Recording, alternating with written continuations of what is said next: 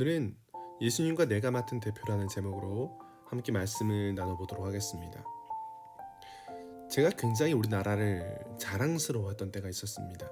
그게 언제였냐면은 2002년도 월드컵 때였습니다. 정말 골 하나가 들어갈 때마다 외쳤던 그 환호성과 우리나라가 이겼을 때의 그 승리의 기쁨과 그 즐거움, 그 환희는 지금도 잊을 수가 없습니다. 그런데 사실 생각해보면은 제가 한 건 아무것도 없습니다. 그들이 연습했고 그들이 축구를 했고 그들이 승리한 것인데 저는 그냥 같이 기뻐하고 즐거워했던 것이죠. 그 이유가 무엇입니까? 바로 같은 나라의 국민이기 때문입니다. 저들이 국가의 대표 선수였고 저는 그 국가에 소속되어 있기 때문에 저들은 이 나라를 대표하였고 저는 그 기쁨에 함께했던 것이죠. 우리가 월드컵이나 또 올림픽 같은 것도 마찬가지입니다. 올림픽에서 금메달을 땄을 때 마치 내일처럼 기뻐합니다. 저들이 열심히 했고 저들이 딴 금메달이지만 그 기쁨과 그 환호는 저희가 같이 누리게 되는 것이죠. 대표의 영광과 기쁨을 함께 누립니다. 저들은 우리의 대표가 되기 때문이죠. 근데 오늘 같이 나누고 싶은 이야기는 조금 다른 대표입니다. 전 인류의 대표 이야기죠. 성경을 보게 되면 이런 말씀이 있습니다. 그러므로 한 사람으로 말미암아 죄가 세상에 들어오고 죄로 말미암아 사망이 들어왔나니 이와 같이 모든 사람이 죄를 지었으므로 사망이 모든 사람에게 이르렀느니라. 아멘. 지금 한 사람으로 말미암아 죄가 세상에 들어왔다라고 이야기를 합니다.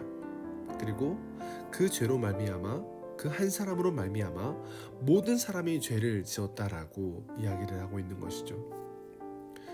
우리가 잘 아는 바로 아담입니다.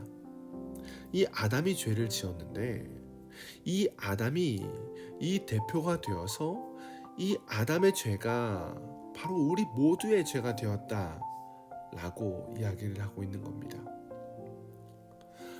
아담 한 사람이 죄를 지었는데 우리 모두가 죄인이 되었다라는 이야기죠. 아담이 이 한 사람 대표가 되어서 말입니다. 한 사람으로 말미암아 죄가 세상에 들어왔고 죄로 말미암아 사망이 들어오게 되었고 이제 이 모든 것이 모든 사람에게 이르게 되었습니다. 단순히 죽는 문제뿐만을 말하지 않습니다. 이 죄는 모든 것을 망가뜨려 놓았습니다. 탐욕과 탐심과 거짓과 갈등과 전쟁과 시기와 질투와 이 모든 것이 세상을 어둡게 만들고 있죠. 그리고 많은 사람들이 여러 가지 일들과 여러 가지 그 삶의 갈등 속에서 겨우겨우 살아내면은 그 끝은 무엇입니까? 사망으로 끝이 나게 됩니다. 아무것도 소망할 수가 없는 것이죠. 근데 그 모든 것이 누구 때문입니까? 바로 아담 때문이다. 아담으로 인해서 내가 그렇게 되었다라고 말합니다. 솔직히 어떤 마음이 드십니까? 굉장히 억울하다는 생각이 들지 않습니까? 내가 한 것도 없는데 난 그저 태어났을 뿐인데 나는 아무 기회도 없이 그냥 죄인이다. 이 모든 것에 이길 힘이 없다. 결국 죽을 것이다. 라고 끝나게 되는 겁니다. 어쩌면 지금 이러한 생각 때문에 미래를 준비하기보다 그냥 오늘을 살고 끝내자 라는 생각이 지금 이 시대에 팽배하게 된 것은 아닌지 모르겠습니다. 그런데 여기서 끝나면 굉장히 억울할 것 같은데 이 우리 대표 아담으로 시작된 죄가 여기서 끝나지 않습니다. 성경은 또 하나의 대표가 있다라고 이야기를 합니다. 그가 그 피조물 중에 우리로 한 첫 열매가 되게 하시려고 자기의 뜻을 따라 진리의 말씀으로 우리를 낳으셨느니라. 한 첫 열매가 되게 하시려고. 누구입니까? 바로 예수님이시죠. 우리의 또 하나의 대표는 바로 예수님입니다. 그리고 그 예수님께서 우리를 낳으셨다라고 이야기를 합니다. 우리에게 아담 아래에 있다라고 이야기를 하고 또 하나는 예수님 아래에 있다라고 이야기를 하는데 오늘 우리가 보아야 될 것은 우리의 대표는 아담이냐 아니면 예수님이냐 그리고 이것이 과연 우리에게 어떤 의미가 있느냐라는 것입니다. 오늘 말씀을 함께 읽어보면 좋겠습니다. 로마서 5장 16에서 19절입니다. 제가 봉독해 드리겠습니다. 또 이 선물은 범죄한 한 사람으로 말미암은 것과 같지 아니하니 심판은 한 사람으로 말미암아 정죄에 이르렀으나 은사는 많은 범죄로 말미암아 의롭다 하심의 이름이니라. 한 사람의 범죄로 말미암아 사망이 그 한 사람을 통하여 왕노릇하였은즉 더욱 은혜와 의의 선물을 넘치게 받는 자들은 한 분 예수 그리스도를 통하여 생명 안에서 왕노릇하리로다. 그런즉 한 범죄로 많은 사람이 정죄에 이른 것 같이 한 의로운 행위로 말미암아 많은 사람이 의롭다 하심을 받아 생명에 이르렀느니라. 한 사람이 순종하지 아니함으로 많은 사람이 죄인 된 것 같이 한 사람이 순종하심으로 많은 사람이 의인이 되리라. 아멘. 하나님의 말씀이었습니다. 오늘 말씀을 보게 되면은 아담과 나에 대해서 먼저 좀 생각을 해볼 수 있을 것 같습니다. 한 사람의 범죄로 말미암아 사망이 그 한 사람을 통하여 왕노릇하였은즉 더욱 은혜와 의의 선물을 넘치게 받는 자들은 한 분 예수 그리스도를 통하여 생명 안에서 왕노릇하리로다. 지금 한 사람의 범죄, 즉 아담의 범죄로 말미암아 세상에 이 사망이 들어오게 되었습니다. 그리고 그 사망이 왕노릇하게 된 것이죠. 근데 여기서 우리가 이해되지 않는 것이 있습니다. 이 한 사람, 이 아담의 죄와 그리고 나와의 관계성이 이해가 되지 않는다라는 것이죠. 사실 관계가 없어 보입니다. 아담이 어떤 사람이었는지, 그리고 내가 어떤 사람인지, 그리고 이 둘 사이의 관계가 과연 무엇이 있습니까? 그저 인류의 조상 정도? 그것밖에 우리는 모르겠습니다. 그런데 성경은 왜 아담 안에 있는 우리를 이렇게 기록하였으며 또 예수님 안에 있는 우리를 또 왜 이야기를 하는 것일까? 이것은 굉장히 중요한 의미가 있습니다. 이것은 사과씨입니다. 사과씨에는 사과씨를 심으면은 무엇이 날까요? 당연히 사과씨를 심으면은 사과나무가 납니다. 그리고 그 사과나무에는 사과 열매가 맺어지게 되어 있습니다. 당연한 이야기죠. 자, 그런데 이 사과나무와 사과 열매들은 이 씨앗을 볼 때 보이지 않습니다. 하지만 이 씨앗 안에 이것이 들어있었던 것이죠. 이 씨앗 속에는 이미 이 나무와 이 열매들이 들어있던 겁니다. 사과씨 안에 있는 이 나무와 열매가 이 씨가 심겨지자 비로소 나타나게 되는 것이죠. 마찬가지로 이 아담이 있습니다. 이 아담에게는 보이지 않지만 지금 이 전 인류가 이 아담 안에 속해 있었다라는 겁니다. 아담의 씨 안에 전 인류가 있었다라는 것이죠. 이것이 지금 한 사람 아담의 범죄로부터 일어나게 되는 겁니다. 아담 안에서 모두가 죄인입니다. 성경의 기록 중에 모든 사람이 죄를 범하였음에 하나님의 영광에 이르지 못하더니, 우리가 너무도 잘 아는 말씀입니다. 여기서 모든 사람이 죄를 범하였다는 말이 이제 우리는 이해가 됩니다. 아담이 죄를 짓는 것을 통해서 그 아담에게 속한 모든 전 인류는 바로 이 죄를 범하였다는 이 대표성 안에 같이 있게 되는 것이죠. 그래서 우리 모두의 삶이 어떻습니까? 불교에서는 생로병사고라고 이야기를 합니다. 인간은 4가지 고통을 받게 되는데 태어나서 늙고 병들고 죽는 이것을 이야기를 합니다. 이것이 우리의 상황입니다. 우리가 할 수 있는 것이 전혀 없습니다. 우리가 태어나서 죽기까지 할 수 있는 것은 그저 고통과 고난인 것이죠. 사실 생각해보면 그렇습니다. 지금 각자가 살아가는 그곳에 100년 전에 살았던 분을 기억합니까? 우리 할아버지의 할아버지를 기억합니까? 아무도 기억하지 못합니다. 그저 흘러가면 사라지는 것들일 뿐인 것이죠. 소망할 수도 없고 꿈꿀 수도 없고 태어난 것 자체가 이미 고통인 우리들밖에 없습니다. 실제로 우리가 소망이 있을 수가 없습니다.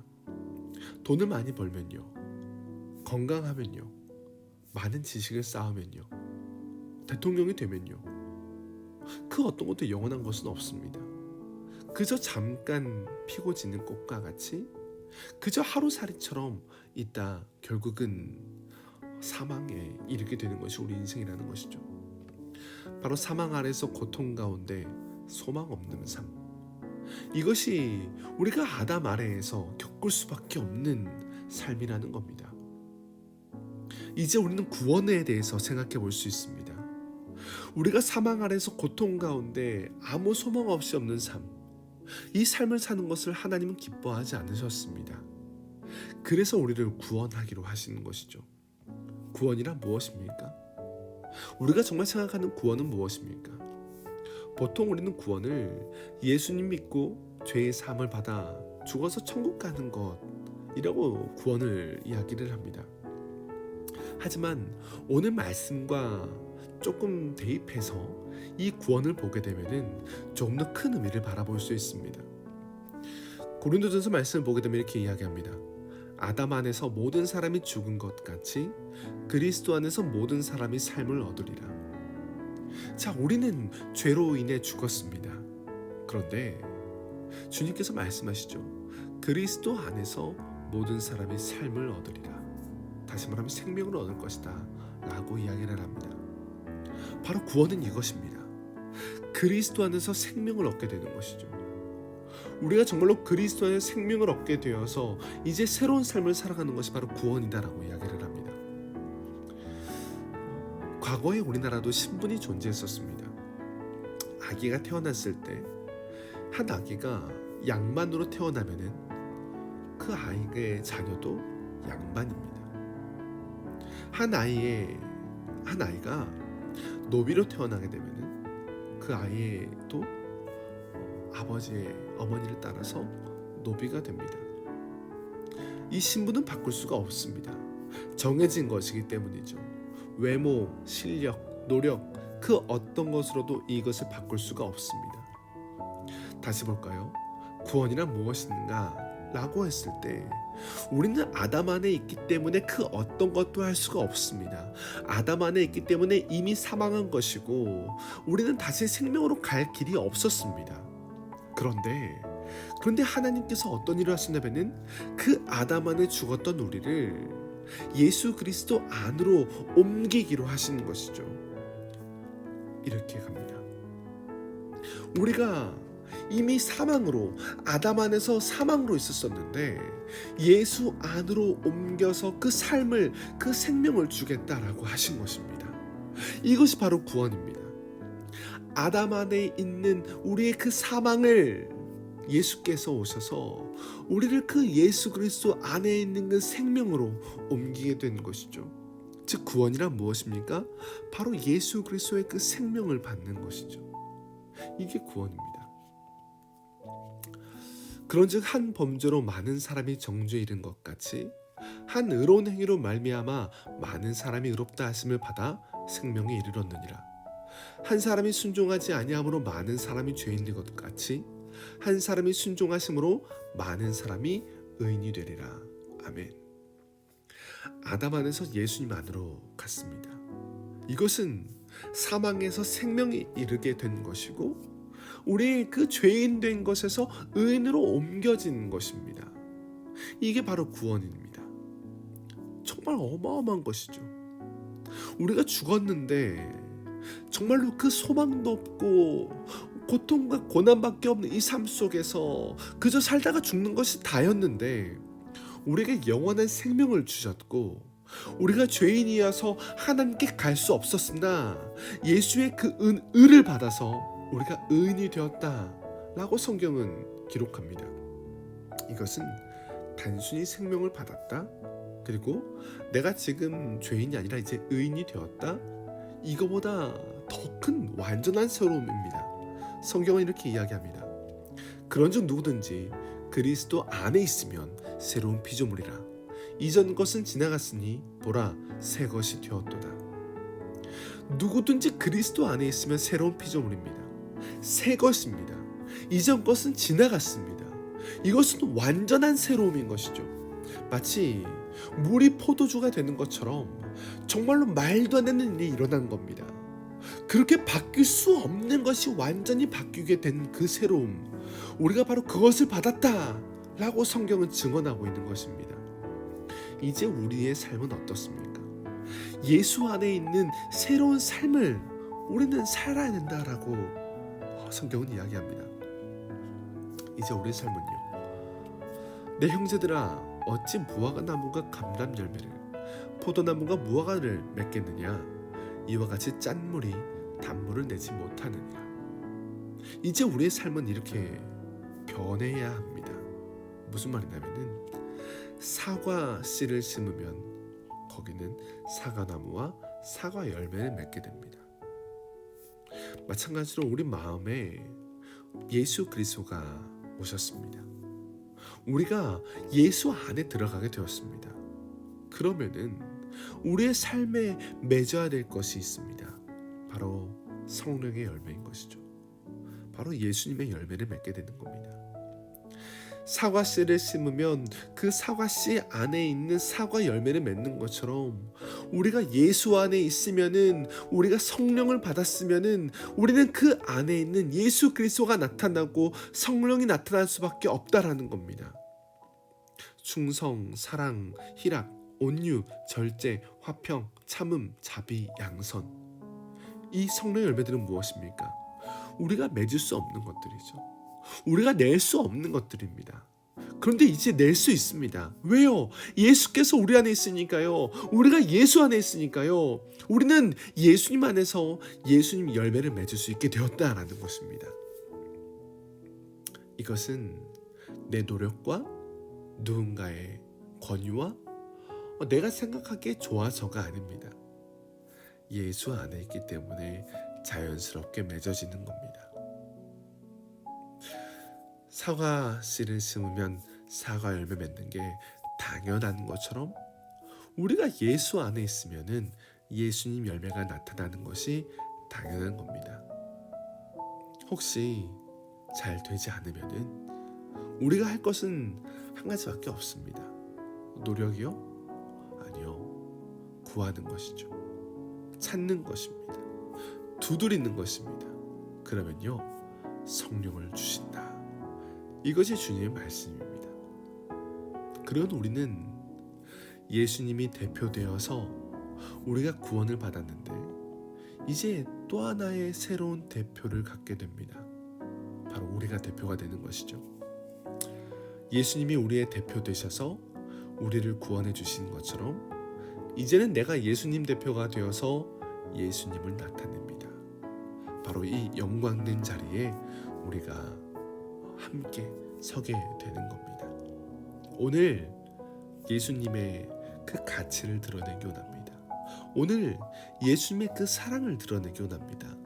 오늘 예수님의 오래 참음을 드러내기 원합니다. 왜요? 우리 안에 예수님이 계시고 내가 예수님 안에 있으니까요. 정말로 이 삶을 살아내는 대표 되시기를 축복합니다. 기도하시겠습니다. 하나님 아버지, 감사합니다. 오늘도 우리에게 하나님의 말씀을 허락하시고, 정말로 아담 안에 있던 우리가 어떻게 예수 그리스도 안으로 들어가게 되어 이 구원을 받았는지, 그리고 아담 아래에서 죄인으로 살아가다가 죽을 수밖에 없는 우리가 어떻게 영생을 받았고, 어떻게 예수님의 대표가 되어 예수님을 나타내게 되었는지, 정말 감격과 찬양과 찬송밖에 드릴 것이 없음을 고백합니다. 하나님 아버지, 그런데 참 어렵습니다. 사랑하기가 어렵고, 참아주기가 어렵고, 절제하기가 너무도 어렵습니다. 매일매일 탐욕과 탐심에 살고, 내 친구를, 내 자녀를 참아주지 못하고, 오늘도 탐욕에 의해서 돈을 사랑하며 살아가는 것이 내 삶은 아닌지 모르겠습니다. 하나님, 성령의 충만함을 주시옵소서. 정말로 성령의 충만함을 주셔서 이 악한 세상 속에서 예수님의 대표가 되어 예수님을 드러내는 그 삶을 살도록 인도하여 주시옵소서. 우리가 할 수 없음을 다시 한번 고백합니다.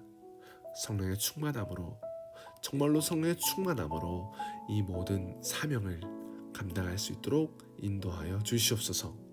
언제나 함께해 주신 감사하오며 살아계신 예수님 이름으로 기도드립니다. 아멘.